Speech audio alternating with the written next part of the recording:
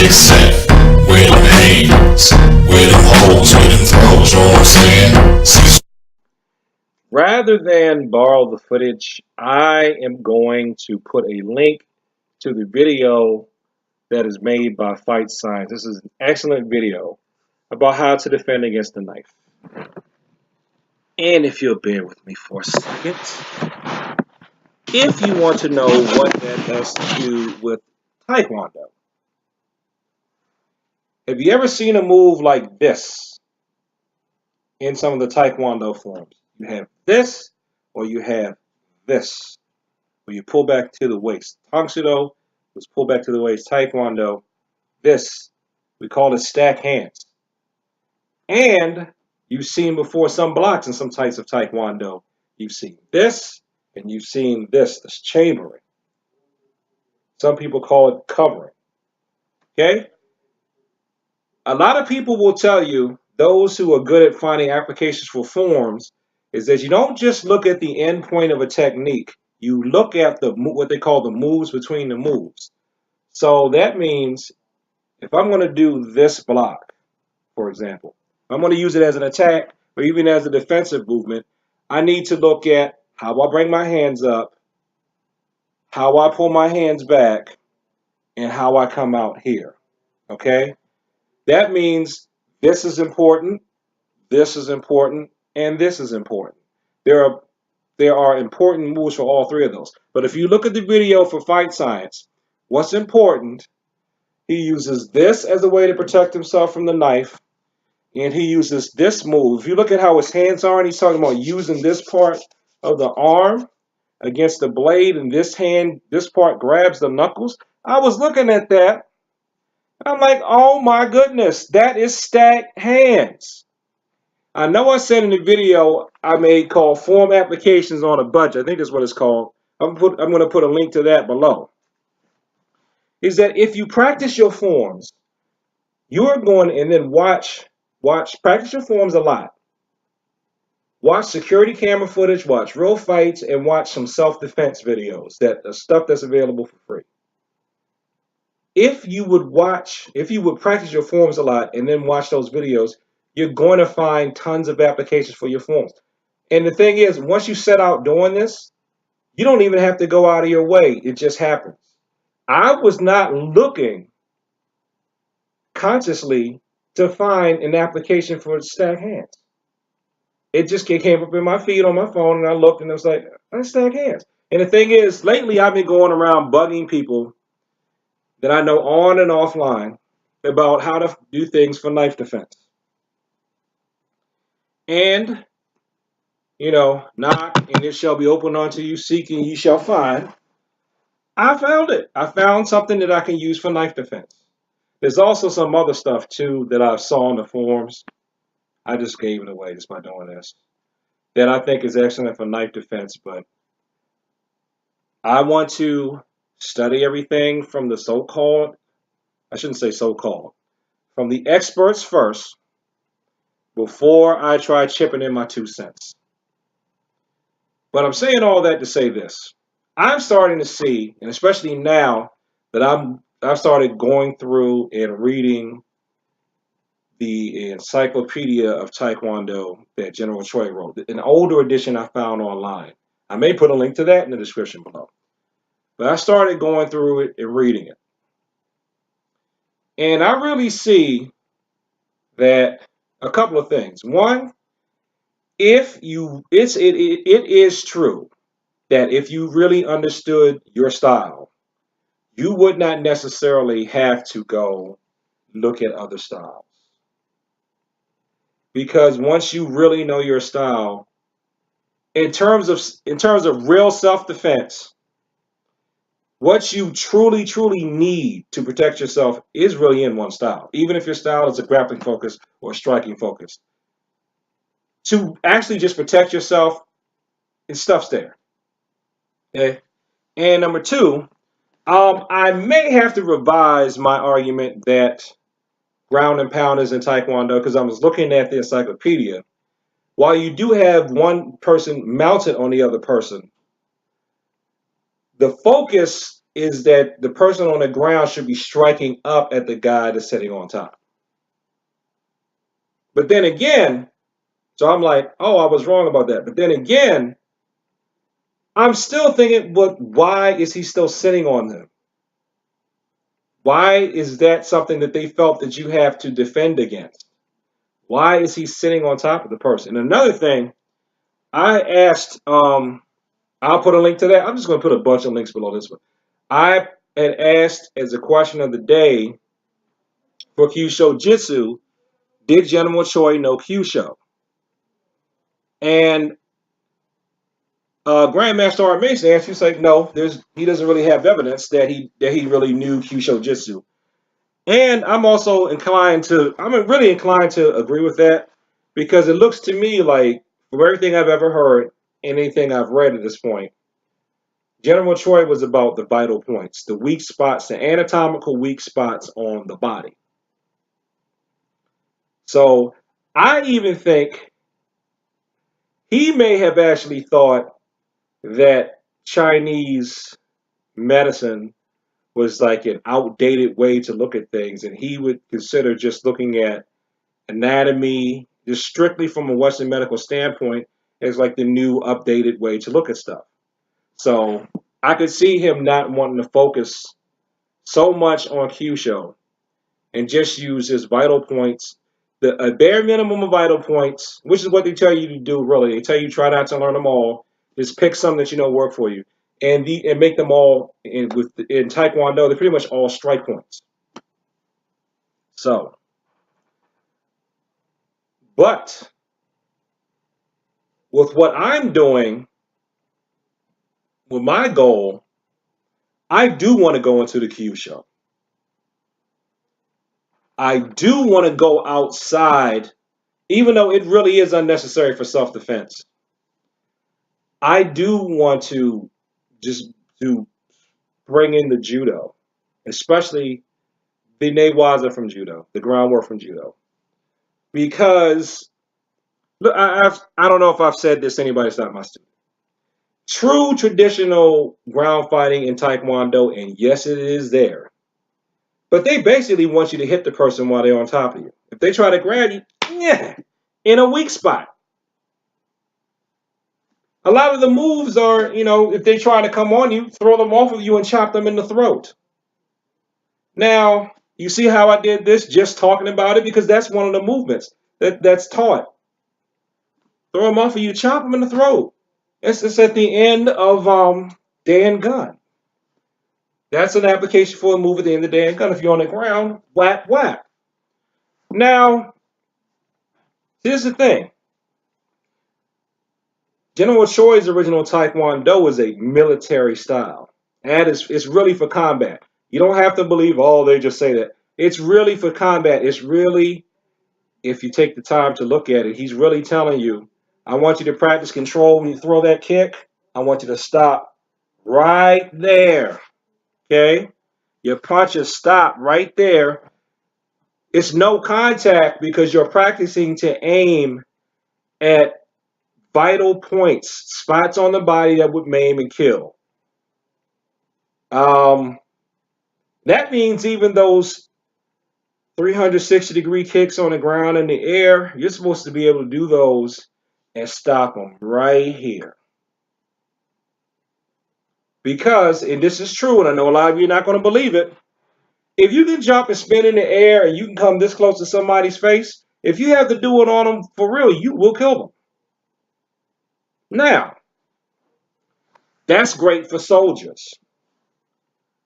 But we live in a society where a lot of civilians are fighting, and this is the messed up part. People fight you, right? Then if you're a student or you're an employee at your job, if somebody attacks you and you beat them too badly, you're going to get in trouble too, even though you're defending yourself. Or the person may come back and sue you. Even though they started the fight, you used excessive force. Even if you ultimately are not charged, right? I don't know if I want to use that example because I've been actually advocate. I'll make up an example. I'll say if someone came and hit me, and then I hit that person back, and I almost killed that person, even though they hit me first and I just reacted and hit, which I'm well within my legal rights to do to protect myself. Let's say that person hit me so hard I had to get stitches or surgery, but I hit that person back so hard that they're in a coma or they're in a wheelchair. Even if I'm not charged, ultimately, I'm still going to be investigated by the police. I'm still going to have to answer questions. And while that's not, especially me being a big black guy, and while that's not fair, who said life was fair? If, and this is probably the problem I've had with traditional Taekwondo, even though I honestly, I swear by it. But the problem is that you're given hammers and everything's a nail. Now, we all know, though, that a hammer is a very effective weapon. But you're given hammers and everything's a nail. So, when you add the other stuff that I put into Cecil Ryu Taekwondo, on the one hand, you are dulling the weapons, but on the other hand, you are giving people options. And that's all I want to do. I want people to have options. I mean, this actually first became apparent to me when I was a reservist. I'm like, I fine, I'll get in the military. That's how they suckered me into joining, because they told me, you're going to learn more martial arts. And I'm like, well, I did learn some more martial arts. I already knew three-fourths of what they taught me. But I was like, excuse me, drill instructor. What, recruit? Is there anything else we could do besides like kill the person? You're going to war. Don't ask me something stupid like that. Do push-ups, mountain climb. Climb! You know. And I mean, really, from a military standpoint, I could see that. But I asked that question in high school too. If the light switch really clicked when I was in the military, but in high school, I would ask, is there anything else I can do besides just just punch them and hurt them? And ultimately, the answer I got from both of my teachers was, you can control how hard you hit the person, and it would be better for you to knock the wind out of them or bruise them or even break their rib than to kill them. So fine. I took that. But that was a good mind game to play on me, because it made me go, I don't want to get into fights because I don't want to have to hurt this person. How can I not get anything to hurt this person? Let me try to talk my way out of it. Or let me just block. So a lot of times I would try to just block stuff. But as I got older, even one time in high school, I'm not going to tell that story right now. People go off, they lose their mind, and they try to attack you or someone else. You got to subdue that person, but you can't hurt them. But they got to be stopped, but you can't hurt them, and the police ain't there yet. And especially if you're a man, if you're a male, I guess I have to tell it. When we had to hold that girl down, some people who know me know that story. When we had to hold that girl down, we boys had to do it. Boys had to do it. The grown man that was there supervised. Hey, you just didn't do that. Because he was like, hey, you understand when you grow up, I'm not touching her. They're not going to say I put my hands on her. You're kids, you'll be fine. And then when the cops came, they all ran to him. I'm surprised they ain't come to me because I was black. But they went to the grown white guy. I was surprised, like, whoa, have we overcome? But they went to the man, and it was like they were going to try to hang him for her behavior. And then they came to me because I was black and I'm helping hold her down. You get off her. And then she goes, ah. And they go, oh, yeah, hold her down, hold her down, hold her down. She had a bad reaction to something she ingested. They said it was just alcohol. I had never seen, well, it probably was, because there was only one other time I saw alcohol do something like that to somebody. So she had a bad reaction to alcohol. and she knew Taekwondo.